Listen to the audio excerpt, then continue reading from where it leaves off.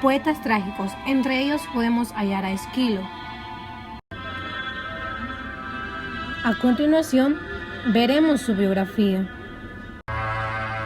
¿Quién era Esquilo? Nació en Eleusis, actual Grecia, 525 a.C., Gela, Cilicia, 456 a.C., trágico griego. Esquilo vivió en un periodo de grandeza para Atenas tras las victorias contra los persas en las batallas de Maratón y Salaminas, en las que participó directamente tras su primer éxito, los persas, 472 a.C. Esquilo realizó un viaje a Cilicia, llamado a la corte de Hierón, a donde volvería unos años más tarde para instalarse definitivamente.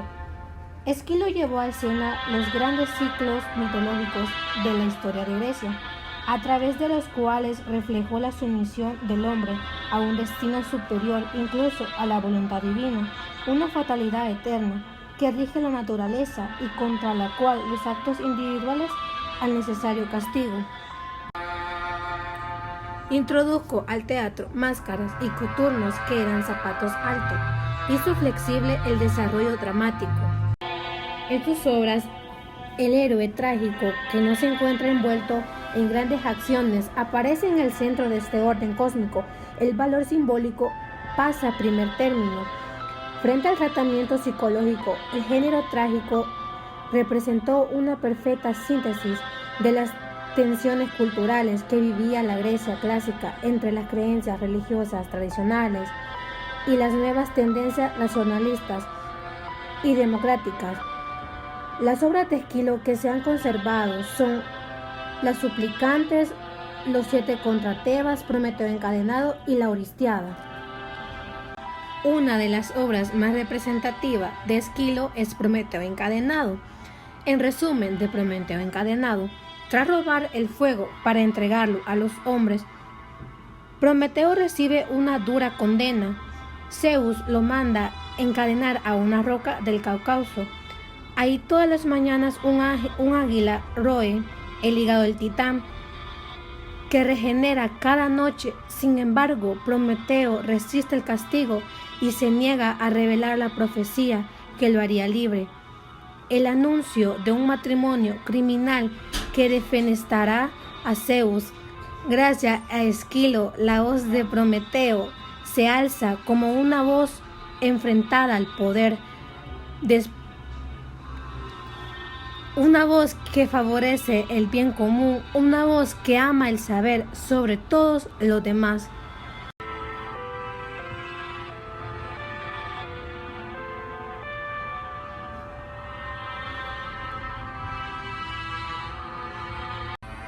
También una de las obras más representadas por este autor es La Orestiada. La Orestiada, la trilogía de Esquilo, se compone de Agamenón, las Coiforas, la Euménides. Cada tragedia posee su unidad propia, pero existe una unidad superior que a todas las une y las conforma magistradamente. El tema es común, es la sangre con que se rescata, la sangre derramada. Les hablaré acerca de La Orestiada de Agamenón. Agamenón, a la vuelta de la guerra de Troya, en venganza del asesinato de la hija de ambos, Efigenia, condición impuesta por el sacerdote que tuvieron vientos favorables los griegos, tras la muerte de Agamenón, Egisto se une a Clitemnestra y usurpa el trono. 10 años han pasado desde el crimen, pero Electra, hija de Agamenón y de Clitemnestra, no lo ha olvidado. Electra encuentra a su hermano Orestes en la tumba paterna y le incita al asesinato y venganza. Acabará Orestes matando a Egisto y a su madre. Esta es la historia de la segunda tragedia.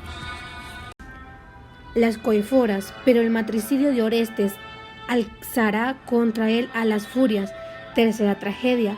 Orestes será juzgado por el parlamento bajo la protección de Palas Atenea. El parlamento absolverá el héroe por considerar que obró en la salvación de la ciudad y por el honor de la familia ultrajada en la figura de su rey.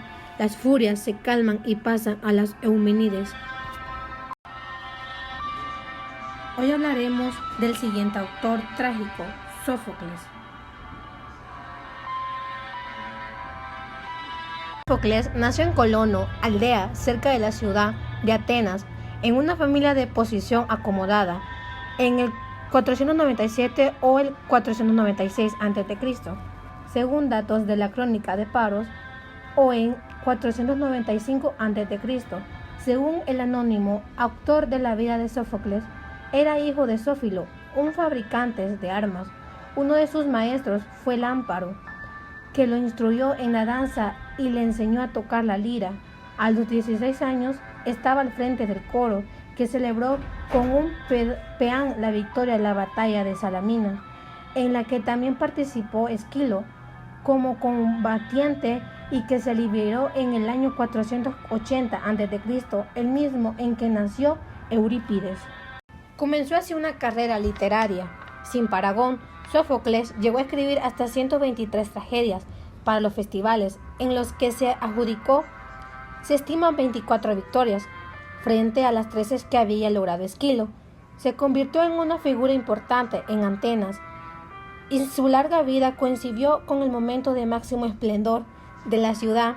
De su enorme producción, sin embargo, se conservan en la actualidad, aparte de algunos fragmentos, tan solo 7 tragedias completas como Antígona, Edipo Rey, Áyax, Las Tranquinias, Filoctetes, Edipo en Colona y Electra. A Sófocles se debe la introducción de un tercer personaje en la escena, lo que daba mayor juego al diálogo y al hecho de dotar de complejidad psicológica al héroe de la obra.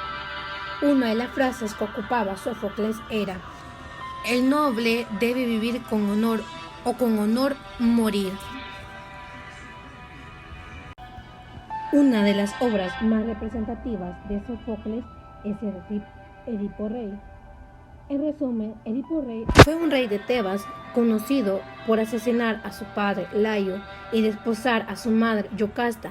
Antes de saber que era hijo de estos, Layo y Yocasta fueron al oráculo antes de que Edipo naciera, y éste les dijo que causaría caos en su reino, por lo que decidieron dárselo a un pastor para que le matara. El pastor, incapaz de ello, lo abandonó. Otro pastor de otro reino lo encontró y se lo llevó. Cuando Edipo creció y supo que era hijo adoptivo, decidió salir en busca de sus padres, donde se cruzó con una esfinge y en una batalla mató a su padre sin saberlo. Continuó hasta Tebas, donde se casó con su madre y tuvo hijos con ella. Cuando la madre descubrió que Edipo era su hijo, decidió ahorcarse y Edipo se sacó los ojos. En conclusión de esta obra, de cierto modo nos hace reflexionar sobre la manera en la que tratamos a nuestros familiares, en exclusivo a nuestros padres, y hasta la manera que tratamos a nosotros mismos. Debemos dejar atrás la satisfacción personal. También una de las obras más representativas de Sófocles es Antígona. En resumen, Antígona era la hija de Edipo y Yocasta, y hermana de Ismene, de Eutleques y de Polinices. Antígona acompañó a su padre cuando éste, al descubrir el crimen y el incesto que había cometido, partió hacia el Cilicio. Después de arrancarse los ojos, se refugiaron en Colono, en pueblecillo de Ítaca, donde la muerte trajo finalmente la paz a Edipo. Antígona regresó entonces a Tebas. Eutleques y Polinices, los dos hijos varones del derrotado Edipo, mueren peleando frente a frente a las afueras de Tebas. Eutleques del lado de la ciudad, Polinices del lado de los sitiadores. Creonte, déspota, gobernador y dueño de Tebas, decreta que Eutleques sea enterrado con los honores que correspondían a los héroes que mueren en la patria, y que Polinices, que murió defendiendo el bando de los sitiadores, sea dejado insepultado sobre la tierra, para que en memoria de su enemistad con los tebanos se pudra el sol y sea devorado por los buitres. Las tradiciones griegas establecían el deber sagrado de sepultar a los muertos, señalando en ese caso contrario el alma del difunto vagaría eternamente sin respeto y nunca podría ascender al reino de las sombras. Hoy hablaremos del último autor trágico, que es Eurípides. En su biografía encontraremos lo siguiente: Salaminas, actual Grecia, 480 a.C. Peya, hoy desaparecida, actual Grecia, 406 a.C. Poeta trágico griego de familia humilde. Eurípides tuvo como maestros a Anaxágoras, a los sofistas Protágoras y Pródigos, Sócrates, cuyas enseñanzas se reflejan en sus obras. Las obras de Eurípides representaban un cambio de concepción del género trágico, de acuerdo con las nuevas ideas que había aprendido de los sofistas. Así, su escritismo frente a las creencias míticas y religiosas en manifiesto en sus obras, que rebajan el tono heroico espiritual que había cultivado Esquilo y Sófocles, a un tratamiento más cercanos al hombre y a la realidad corriente. El héroe aparece retratado con sus flaquezas y debilidades, dominados por oscuros y secretos sentimientos que le impiden enfrentarse a su destino, del que finalmente es librado por la intervención de los dioses al término de la obra. Otras invocaciones suyas, con la introducción de un prólogo y la asignación de un papel más reducido al coro. En sus tragedias pasan a ser Escribió 92 obras, pero solo se conservan 19. Sus obras tratan de leyendas y eventos de la mitología. Reforma la estructura de la tragedia ática, presentando personajes como mujeres fuertes y esclavos inteligentes. Sus obras modernas comparadas con otras. Sus obras fueron criticadas dado a su carácter anticonvencional. Sus héroes y príncipes hablaban un lenguaje cotidiano y por su independencia de los valores morales y religiosos. Eurípides representó los 9 movimientos morales, sociales y políticos surgidos en Atenas hacia finales del siglo V a.C. Introdujo una nueva conciencia en la tragedia, interesado por el pensamiento y las experiencias del ser humano común, más que por las figuras legendarias. Trajo a sus personajes de un modo realista. A la estructura de sus obras se calificó de imperfectas por el uso del coro como un elemento independiente de la acción. Además, fue criticado por el uso de un prólogo explicativo. Otro de sus recursos era el Deus Machina, o introducción inesperada de un dios para felicitar o provocar el desenlace. Eurípides fue el último poeta trágico de los 3 poetas de la tragedia.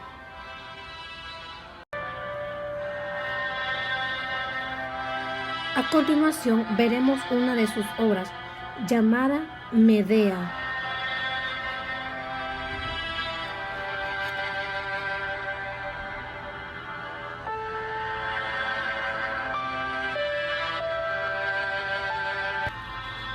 Dentro de esta tragedia podemos hallar los siguientes personajes: una nodriza, un pedagogo, Medea, Creonte, rey de Corinto.